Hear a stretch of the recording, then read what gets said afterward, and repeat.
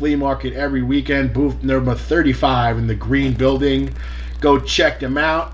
They picked me up a present yesterday. I was very excited when I went to UWA Elite to pick it up. The NWO Black and White Macho Man Battle Buddy, when you hit him and he makes all the noises. Nice. So very, very excited to pick that up, as the big child that I am. So obviously, but a big large Macho Man Randy Savage collector. So the studio should be well decored in Randy Savage. Of course, absolutely. I wish they made wall border. We got to get some kind of just giant plaques and framed pictures. Not even just of us, just of just different big moments in wrestling. We should have a picture of the Montreal Screwjob framed in there. What WWE's missing the boat on Fatheads.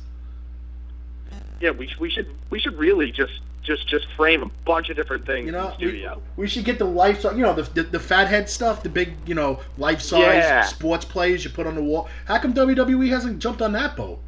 I don't know. You might be able to find some on Amazon or something like that, and I definitely think that's something we should look into. Life size, decals that go on the wall of your favorite wrestler. I mean, can you picture it? I'm looking at the wall, and I see at the bottom of the wall, you got the top of the ropes, and Randy Savage standing up there with his hands up in the air, ready to drop the elbow. I think we can make something like that happen. We should definitely look into that and have people in size order going down one wall or something like that. I mean, it'll be pretty sick. I mean, that would be awesome. We could create the what is that? The Mount Rushmore of wrestling. We can totally create that in the studio. Yeah, we actually really could. Wow, yeah, that's a great idea. I mean, that'd be, everybody. You see that online now, and I don't want to take total credit for it, but I think we originated that whole idea. The Mount Rushmore of wrestling, because that was one of the. We talked about that during our wrestling roundtable. I think that was the first month or two that we were on the air the first year, and we brought that to a vote of who everybody's Mount Rushmore of wrestling would be, and then all of a sudden it was live, live fire. Everybody was talking about it. Everybody was doing their own version of it, and then I started seeing pictures of it, and like I said, I don't, people might have mentioned it prior to us. I'm sure it happened, but yeah, of course, we were the first ones, I think, really, literally to bring it out to mainstream. Yeah. So we could create that ourselves. It'll be maybe cool. have for each one of us, have for you, me, and JT, have each of our Mount Rushmores staggered on one wall. Yeah, well, if it was JT, it would probably be 4 Stone Colds. Just different pictures of them. Not to deter from what we're planning on talking about and stuff, but I don't even think he would be in my top 4. I don't think he would be. He wouldn't be in mine. He's not in mine because without the guys that I think belong on the 4, nobody would even know who Stone Cold was. Yeah. And we said this before. I feel that Hulk Hogan, Ric Flair, Randy Savage, to me, is the 3 out of the 4 that have to be on there. If you want to say, all right, who should be the 4th? It could change. Some people would say the Undertaker. Some people would say, fans of the Ultimate Warrior. Some people would say Shawn Michaels. Some people would say Stone Cold. I was going to say Shawn Michaels for me. Shawn Michaels is a must. Savage is see, for me, it's so hard because there's 5 for me. Right. And I don't know how to narrow it down. It's Shawn Michaels, Undertaker, Savage, Flair, and Hope. For me, it's those 5, and I don't know. I could totally do a 5th. I could see that a kind of the round the corner wall, 3 on one side, 2 on the other. As it for me, I don't know how I would narrow it down to 4 because those 5 to me epitomize professional. See, if I was gonna do a 5th, I would have to put, people might yell at me, but I have to put, to me, the best man on the mic has to be on there. Paul Heyman's my 5th guy. You know what? I don't mind that whatsoever. I mean, I love Heyman, but then you bring up people's mindset. Well, how do you put managers in that? So if you're going to put managers in there, then I don't look at him as a manager. To me, he's a promoter. He's a promoter. He's a promoter. He's a former owner, a former promoter. Now he's doing the managing stuff, but he's still promoting. He's still promoting Brock Lesnar. He's still promoting the business. And for years he promoted ECW. He was the Ricky O, the Joey B, the Dave Swan of mainstream wrestling. What do you then in a sense, playing devil's advocate in this sense? What about Vince? Vince, yeah, I mean, because he turned it into this, like his father started it off, and his father really worked at it, and Vince turned it into this Goliath giant of a billion-dollar juggernaut. Exactly. So in a sense, if you're going to throw Heyman in there, a lot of people can argue that Vince deserves to be in there over him because Paul wouldn't be where he is today in a sense without Vince. No, you're absolutely right. So you know what? Maybe we propose a Mount Rushmore of wrestling, of wrestlers, and I like wrestling, and a Mount Stanford of corporate / managers / promoters, non-wrestlers that I like that influence the business. You could have 4 or 5 wrestlers and then like 4 or 5 promoters, managers, whatever you want to call. Mm-hmm. And then if you're going to go into that manager sense, promoter, obviously Vince and obviously Heyman. Yep. That's a no-brainer for me. I think a no-brainer to me is the one that opened the doors for women to be merchandised in WWE and All Wrestling Now, Miss Elizabeth. Yes. I completely agree with that. And then if you want to go to a fourth, I'm trying to think who could be a really solid fourth. Bobby Heenan. Bobby Heenan, absolutely. One of the greatest, if not the greatest managers in the history of this business. Yeah. And if we move on to a fifth, it's hard. A lot of people don't like Cornette, so it's hard to put him on there. Yeah. A lot of people don't. You know what? I would have to say, and many people would probably say, Jim Ross. Jim Ross, okay. Because he was an announcer / backstage guy in WCW. Came over. He's one of the iconic voices in professional wrestling. So yeah, you know what? You throw announcers in there. I like Jim Ross as the fifth. Absolutely. Yeah, I mean. Because you have the whole spectrum in that 5 too. You have 2 promoters in Vince and Heyman. Yep. And Heyman's almost a manager as well. Right. Then you have Bobby Heenan as a manager. Manager and an announcer. Manager and an announcer. Then you have Miss Elizabeth, who's that professional woman who really brought women's wrestling into the merchandise area. Yep. And then you have Jim Ross as announcer. I like those 5 a lot. Yeah. I agree with that. Well, we're gonna have to do something with this one day. We're gonna have to see if we got somebody who's good at art and can make this, put this in an art form, a photograph.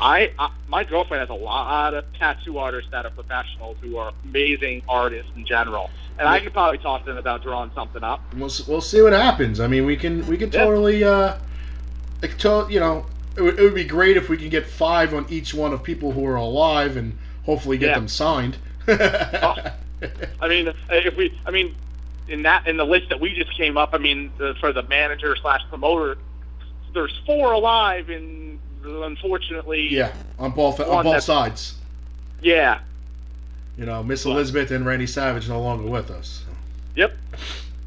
And then I know Bobby's not in the greatest of health himself either. So. No. And he's not going to be at this year's big event, which I was kind of shocked to see. So I'm hoping. I just think he's too. Unfortunately, if you look at pictures of him, it's just so sad to see the frail state that he's in. Yeah. I mean, we sat across from him at the last big. You weren't at the last big event. Yeah. It was me and Dan from Funkenstein, Angel Orsini, and Nyla Rose. And he was not in good shape at all. He was his face is so thin. Yeah, and then it's not.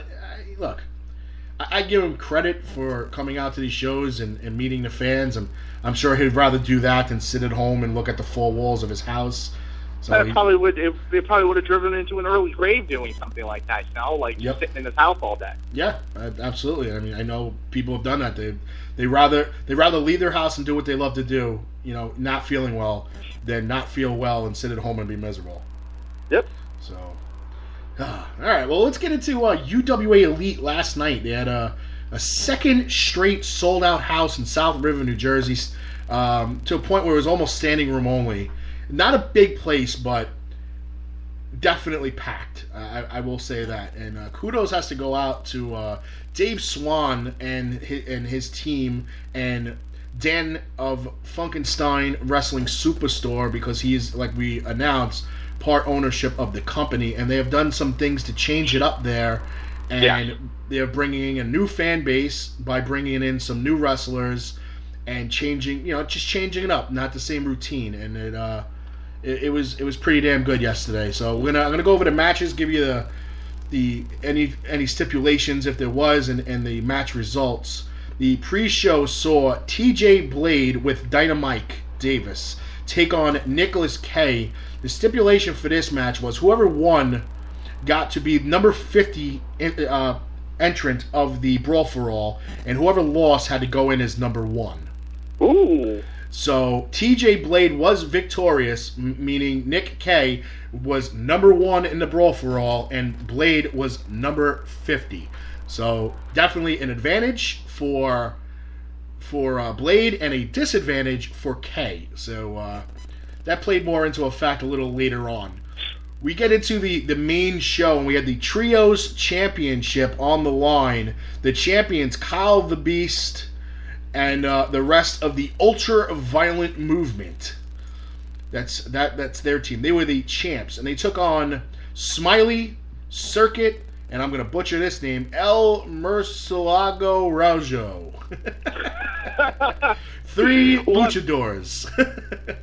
So Smiley's a character. Smiley's awesome. I love that guy. That guy's nuts, and I don't mean like nuts as in character, like nuts what he does to his body.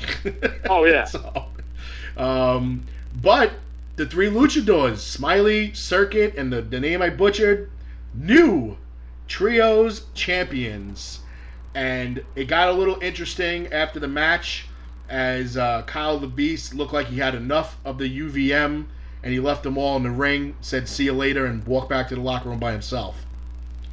So we'll see what happens at the next show, which is Last Breath. We'll see where that leads. The I-Championship was on the line, and it was Sean, the guy who copyright infringement Damage McNellis, the champ. He held on to the title and defeated Clay Sawyer, a member of the Kentucky Bred, and that was with the rest of the Kentucky Bred outside running interference constantly during that match. So McNellis victorious and still champion. Half of Scumbag Nation, Logan Black, he took on Crazy Ivan, and it was Black victorious. And that would play later on into the Brawl for All Royal Rumble, as the two of them would match up again. The UWA Elite Champion, Hedges, he took on Corey Dillinger, and that match went back and forth, very physical match. Corey Dillinger, a very, very large man, probably, I would say, favored in this match, but it was Hedges victorious and held on to his UWA Elite Championship.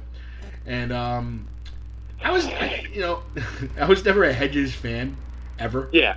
Then when I was there at the Middlesex County Fair when he won the championship, I was kind of scratching my head, and he's starting to grow on me, bro. Yeah. Hedges is starting to grow on me. His character's getting better. He's getting better at what he does, and he's paying attention to detail now. It's not botch fest anymore. Yeah. So, but Hedges is still your champ. Sometimes wrestlers get into the business like everybody, and you're a little green, and you botch sometimes, and then you learn. You learn how to limit those mistakes. You learn what risks to take in the ring and what not to take, and everybody gets better in time. All you got to do is just work at what you're doing. Yep. And now, like I said, now the company is getting better. You got a lot more guys in there with a lot more experience that some of these lesser experienced guys can